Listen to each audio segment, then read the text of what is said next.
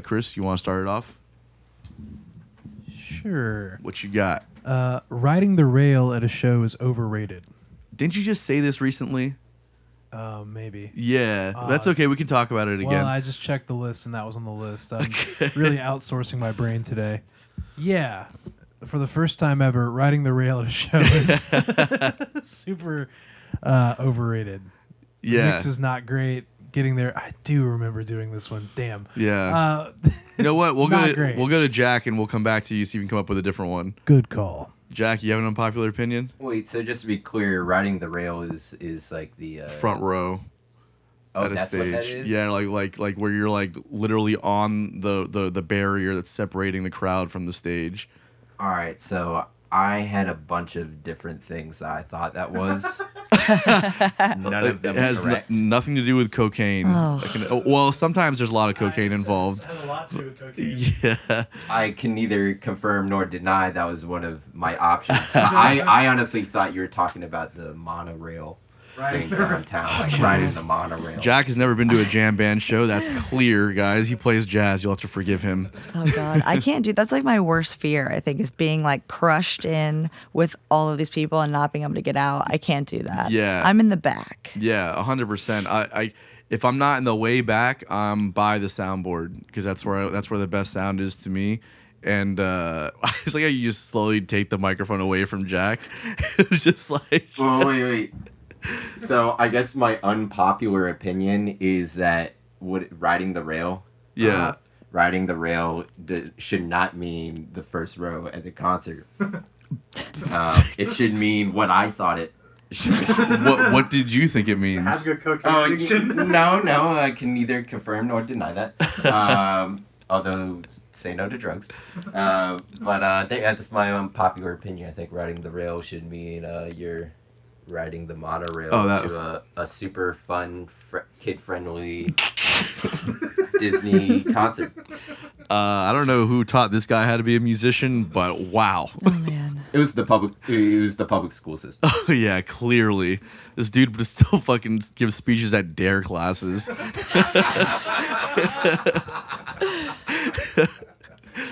right, well, Officer Jack, thanks for stopping by today. He inspired a good one for me, though. Okay, what's Thank yours? you, Jack.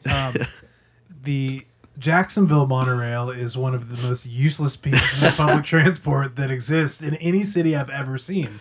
I didn't really think about it until very recently, but it goes like a mile. Like, what good is that doing? Like, no idea. It stops at one group of apartments and goes to a fucking public park. Like, Yeah. What is it doing? That can't be a cheap investment. Like, put more in buses, put more in anything but that stupid fucking SkyTrain. Yeah.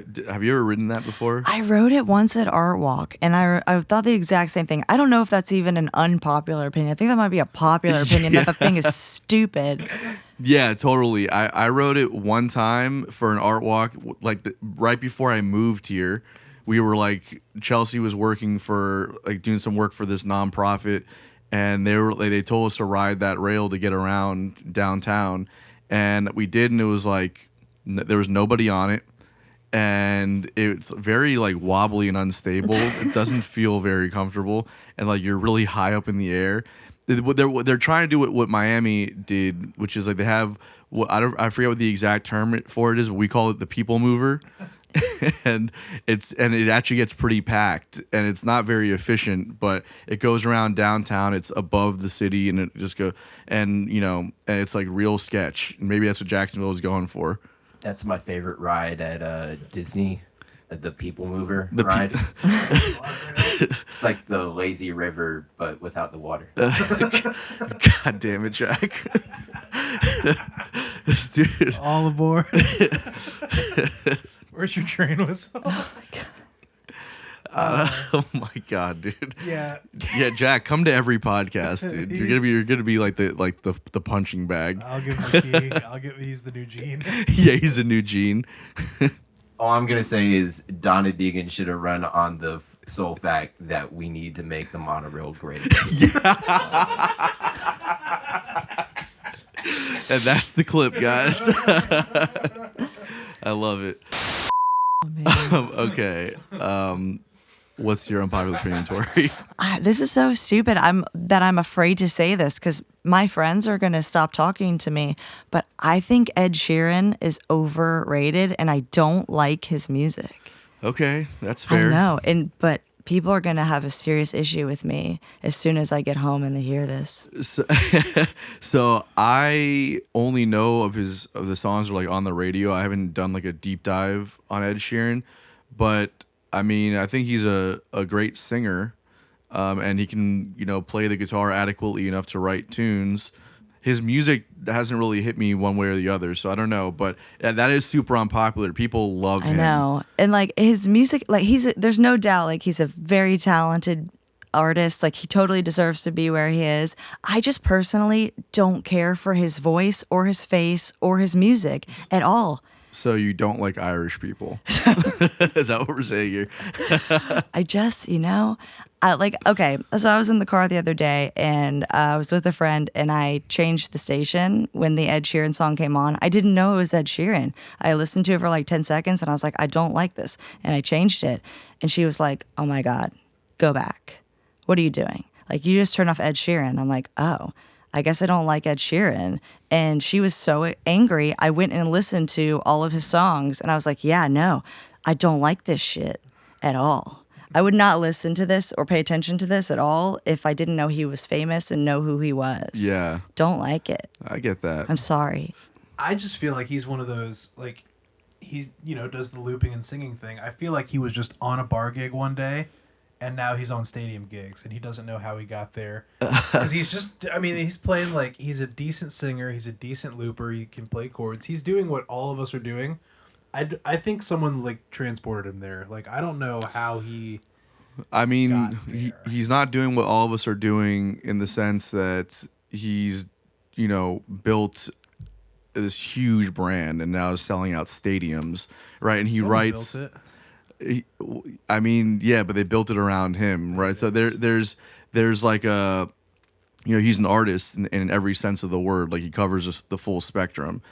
I don't connect with his music on any kind of real level, so I can definitely sympathize with that. But I don't know. Have you listened to much Ed Sheeran, Jack? Nothing beyond just kind of the popular hits that people will request out and about. Yeah. What's that song, In Love with the Shape of You? I think that's like a catchy tune. Whoever's writing his stuff, I don't know if it's him or not. I mean, it's it's good pop music. Yeah. But it definitely kind of he has his own little niche. Yeah, for sure. It's funny, like when when music has like reached a certain level of popularity, when the musicians just are like, I don't know if I haven't really paid that much attention to him. Yeah. Because like everybody else has paid so much attention to him. The one story I've heard is from Rick Rubin, and apparently like he and Rick were like working on a tune and they were at a gig and like they were talking about it. He had to go, like, Ed Sheeran went on stage, did the gig, comes off stage after the whole gig, and then starts being like, I figured out what we're going to do with this bridge. We're going to do this and that.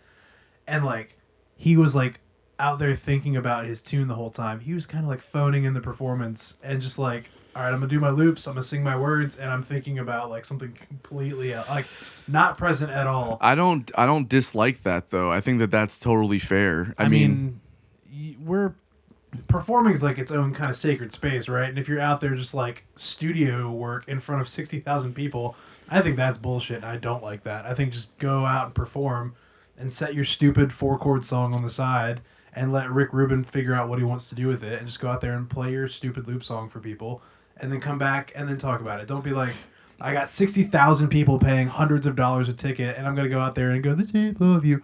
And then like, you're just like, actually, what about this bridge? I could... Yeah, fuck that. Okay, Chris went from being relatively indifferent to just shitting all over Ed Sheeran. You guys are going to go viral in a negative way, and I'm sorry in advance for what people say, because they're going to come to his defense hardcore. Yeah, that's okay. I mean, any attention we can get at this point. We just want sponsorship money, really.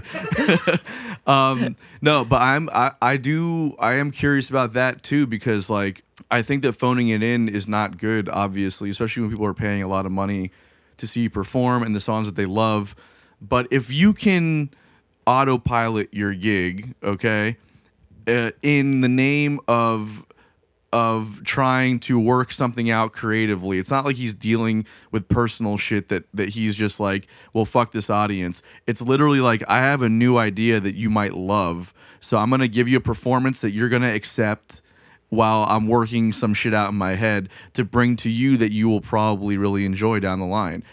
I think it's phoning it in for. I think there are acceptable things as long as the people don't realize that you're phoning it in. I think to me, I just think there's not an acceptable phoning it in. Like, no matter if it's for good things or bad things, you're still phoning it. Like, you're there to do. Your job is a different thing. Like, when you're in the studio, your job is to think about the studio. When you're on a gig, your job is to think about the gig. It's like, so like, I don't think there is an acceptable, like, cool, you can validate it and like make an excuse for it. And that's like, it is a positive thing, but like, you're also like not giving those people their money's worth. I feel you. You know? What do you think, Tori? I don't know. That's a tough one. I feel like maybe in his case, I don't know if he can even help it. I feel like that's just how his brain works. And like I said, I don't dislike him as a human. I don't think he's a bad like person or anything. I just think his music kind of sucks. But but you know, that's probably not a thing he can even help. I feel like, you know, if that's how your brain is wired and it's just going all the time, like, I won't fault him for that. But there are definitely artists who like just go out and they do the bare minimum because they can do whatever they want at this point. They could, you know, sell a blank CD with their name on it, and that's bullshit. And that happens a lot. Yeah. They'll just put any like piece of crap together and put it out because of their name and brand recognition. But I don't think he does that. Well, and it's like music becomes such a cult, like of like followers and fans, that like you can't even be honest and say this song sucks. This song that they put out is like a low effort song. You can tell, and it's not like their old stuff where they were really, really working hard. And it's like you almost can't say that. It's like blasphemy to music fans to call out artists now. Yeah. So you're afraid to do that, and I feel like they're kind of afraid to do that and admit that also. Like, they won't admit it, but they know. Yeah. It's like Jason Aldean. God. Yeah, you kind of took my punchline, but it's It's like people just are supporting this fucking song because they like Jason Aldean. It's like, dude, this song is hot garbage. It just is. No thought process went into it. It was just written to try and like piss people off, which is a shitty way to make music. Yeah. You know, like we can have differences in political ideas and perspectives and all that's fine and dandy, but when we start like using that as a mode to be creative, it's just appealing to the lowest common denominator is all it is, and it's a shitty way to make art. Weaponizing music. Boo. Yeah. That's a good way to put it. It's that. Anyways, we don't have to go down the rabbit hole on that one. My unpopular opinion this week is, okay, this is a controversial one too. I feel bad for the SeaGate Sub people.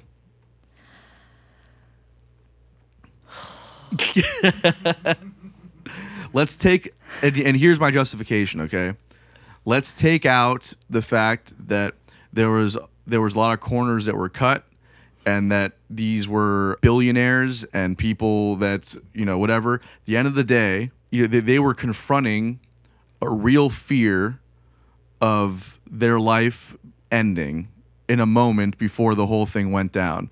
Like, just imagine that you are in that position, especially the kid who's 19 years old, who barely really knew who barely had any idea what's going on in the world, right? And then you're in this moment, it goes dark, you realize something's gone wrong, and you're never going to see anybody again.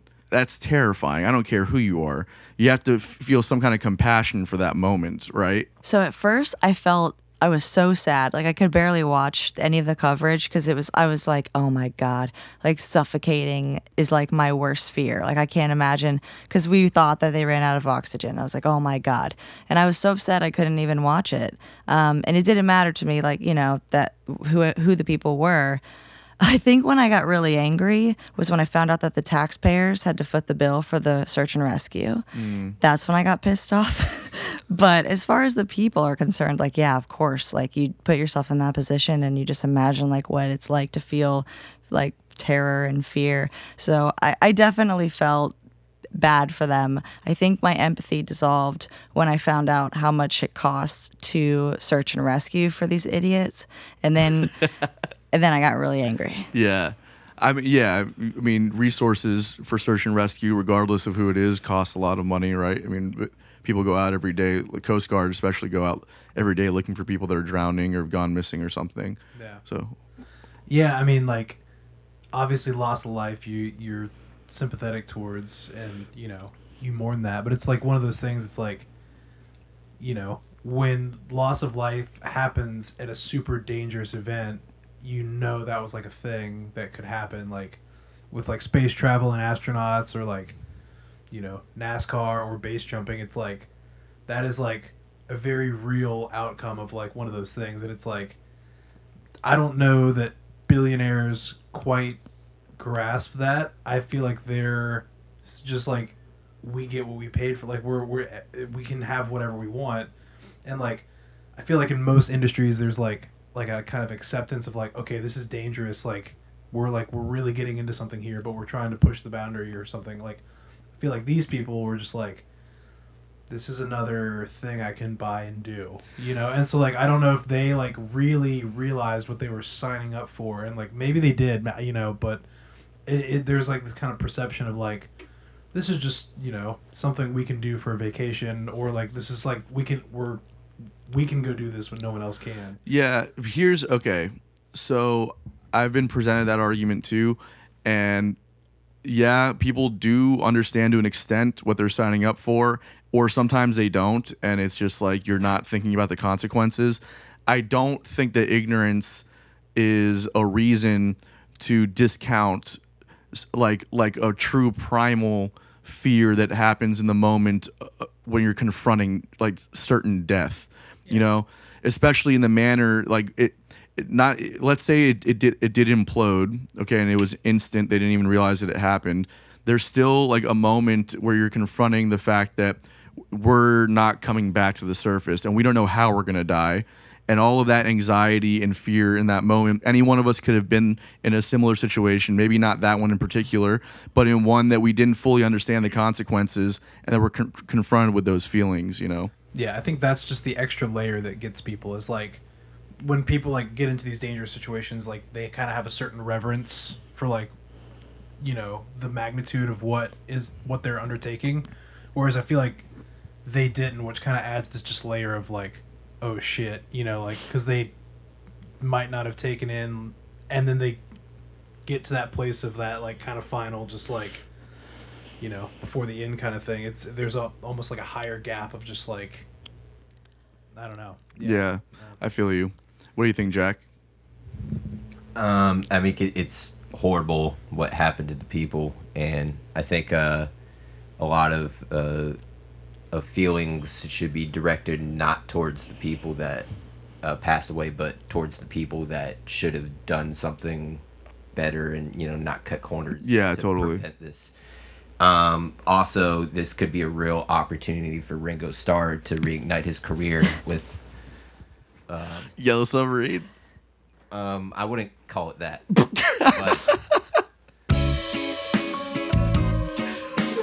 Okay.